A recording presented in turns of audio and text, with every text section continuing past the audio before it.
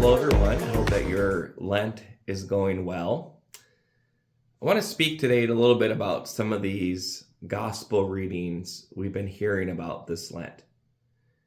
You may have noticed that as Lent continues, it seems like maybe the gospels are getting longer, and that's true. So, we have a 3-year cycle for those Sunday readings, a year A, B, and C.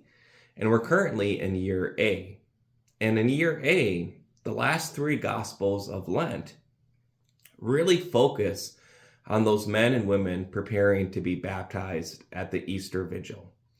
So it's one of the great gifts every year at the Easter Vigil that we're able to baptize adults and to give them that gift of faith that they can now live out as Catholics.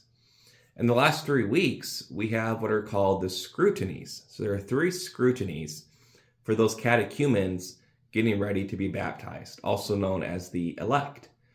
And those scrutinies are really ways for those catechumens to examine their hearts and to experience healing.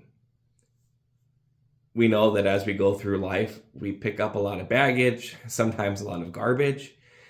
We can have trauma and wounds and patterns of sin and attachments. And those scrutinies are really ways for those getting ready to be baptized to experience as much healing and freedom as possible so that they can enter into baptism with an open heart and to have that new life of Christ wash over them in all of its fullness. And so, those scrutinies are accompanied by these long gospel readings from the Gospel of John that we hear at Mass. So the first one is the story of the Samaritan woman at the well, that Jesus meets her and promises her living water.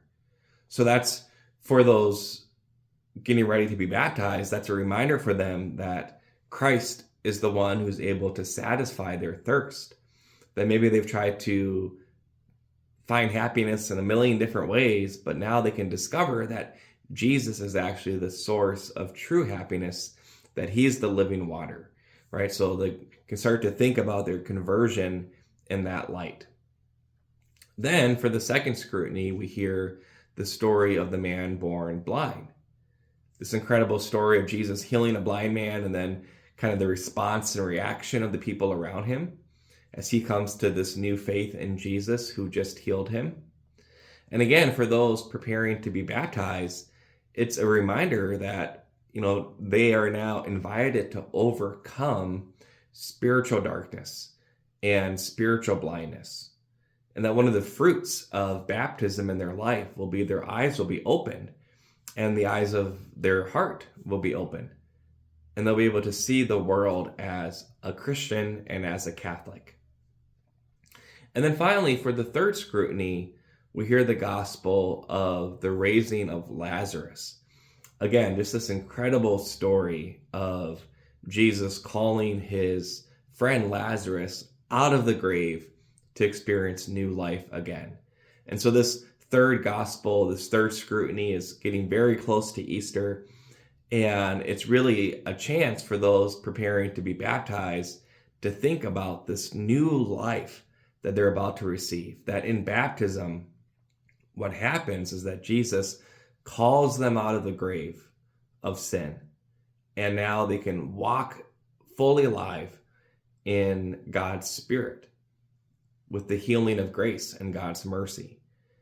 And so how beautiful it is that the church allows us to really reflect on this mystery of conversion and baptism.